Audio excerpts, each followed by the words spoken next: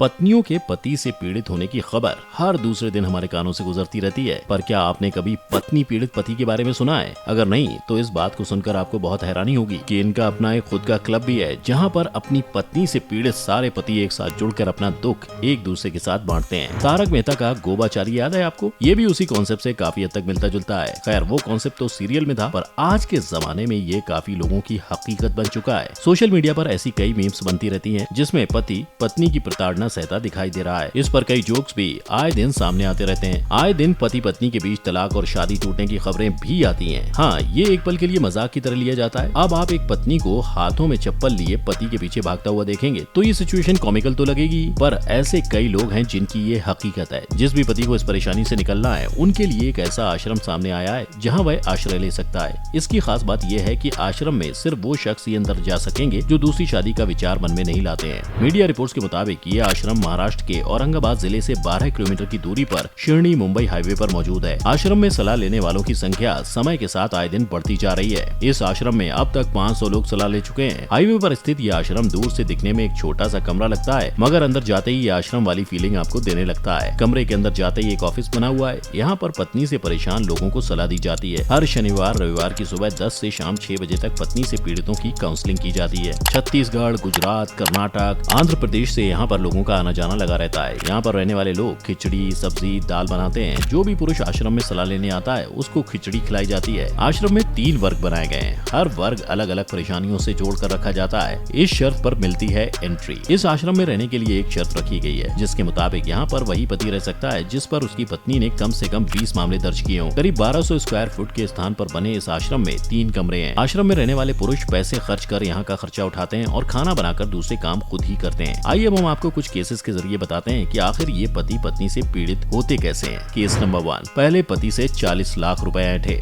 मामला इंदौर के एक ज्योतिष परिवार का है। परिवार का उज्जैन में ज्योतिष संस्थान है। इस परिवार के बेटे आदित्य की पहली पत्नी की मौत हो चुकी थी। आदित्य ने शादी.com के जरिए टीकमगढ़ की एक युवती से संपर्क किया। दोनों परिवारों की सहमति से विवाह भी हुआ। शादी के बाद पति को खुशबू के व्यवहार पर शक होने लगा। कुछ दिन बाद पता चला कि खुशबू की पहले शादी हो चुकी है। उसका एक 8 साल का बेटा भी है। इसी के साथ आदित्य को ये भी पता चला कि खुशबू ने पहले पति से तलाक मामला सेटल करने के लिए पहले पति से 40 लाख रुपए लिए। इधर खुशबू रोज आदित्य से विवाद करने लगी। उसने सास ससुर को घर से निकाल दिया। इस सदमे की वजह से ससुर की मौत हो गई। कुछ दिन बाद वह घर छोड़कर चली गई। 8 साल के बेटे से रेप का केस दर्ज कराया। खुशबू ने टीकमगढ़ जाकर आदित्य के खिलाफ दहेज, घरेलू हिंसा, तलाक का केस दर्ज करा दिया। इनका पहला पति रवि सदमे में तब आया जब महिला ने अपने पहले पति के बेटे से रवि के खिलाफ पॉक्सो एक्ट का केस दर्ज करा दिया। पुलिस की शिकायत में उसने बताया कि रवि ने उसके पहले पति से हुए 8 साल के बेटे के साथ कुकर्म किया है। पुलिस ने रवि को गिरफ्तार कर लिया। 1 साल बाद उसकी जमानत हुई। केस नंबर 2, एयरपोर्ट अधिकारी की पत्नी ने तलाक में 1 करोड़ रुपए मांगे।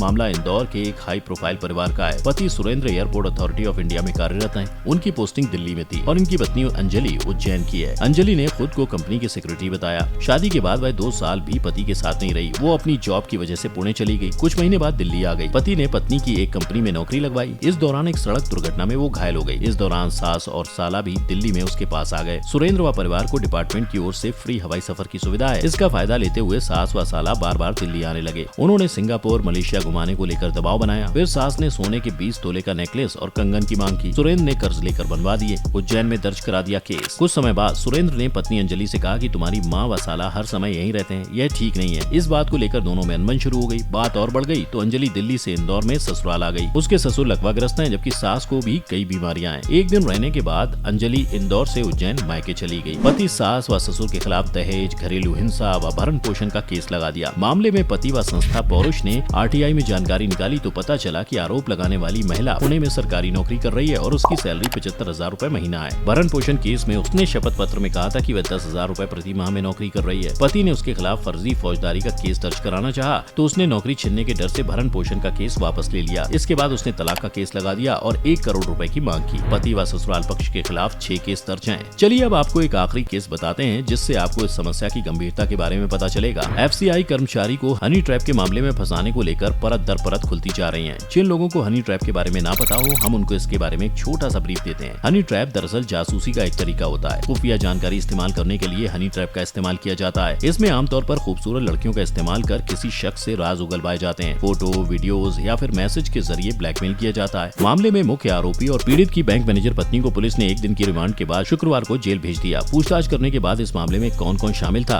उस बारे में सबको पता चला। बताया जा रहा है कि एफसीआई कर्मी का अपनी बैंक मैनेजर पत्नी प्रीति से कोर्ट में तलाक को लेकर केस चल रहा है। इस कारण प्रीति ने अपने दोस्त गौरव और एसएचओ सुभाष के साथ मिलकर साजिश की थी। इसके तहत महिला को भेजकर झूठे मामले में एफसीआई कर्मी को हनी ट्रैप में फंसाने की कोशिश की गई और फिर उस पर झूठा केस दर्ज कराया गया। जिन्हें इस मामले के बारे में ना पता हो उन्हें हम बता देते हैं। एफसीआई में तैनात मनोज कुमार का दिसंबर 2021 में दिल्ली से अंबाला सिटी में ट्रांसफर हुआ था। मनोज कुमार ने सेक्टर 9 के क्षेत्र में किराए पर मकान लिया था। सितंबर 2022 को रवनीत कौर नामक एक महिला मनोज के घर आई थी, जिसने किराए पर कमरा लेने की बात कही थी। मनोज कुमार ने मना कर दिया। इसके बाद रवनीत कौर ने सेक्टर 9 पुलिस थाने में शिकायत सौंपकर मनोज के खिलाफ रेप का केस दर्ज कराया था। पुलिस पूछताछ में मनोज ने खुद को निर्दोष बताया था। जांच में भी मामला झूठा पाया गया और हैरानी तो इस बात की है कि इसके पीछे बैंक मैनेजर की पत्नी की साजिश सामने आई। मनोज कुमार ने खुद को निर्दोष साबित करते हुए 18 अक्टूबर को थाना सेक्टर 9 अंबाला सिटी में शिकायत दर्ज कराई, जिसमें बताया कि 12 अक्टूबर को आरोपी रवनीत कौर ने कुछ लोगों के साथ मिलकर रुपए ऐंठने की नियत से झूठा मुकदमा दर्ज करवाया।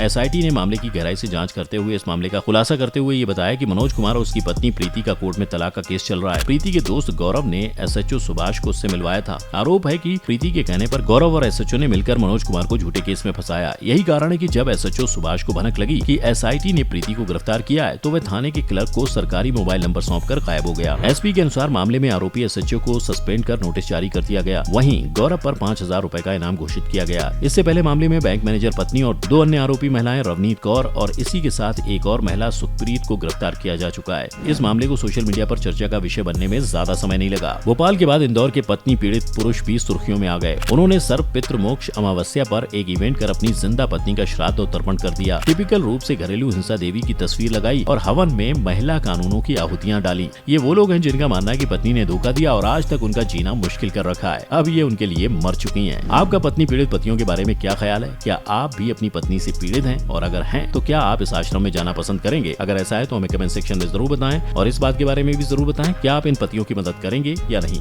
बाकी अगर आपको ये वीडियो पसंद आया हो तो लाइक और शेयर का बटन जरूर दबाएं और जितने भी लोग इस चैनल पर नए हैं वो जल्दी से जाकर सब्सक्राइब और बेल आइकन का बटन दबाएं ताकि हमारी आने वाली सभी वीडियोस की नोटिफिकेशन आपको सबसे पहले मिले।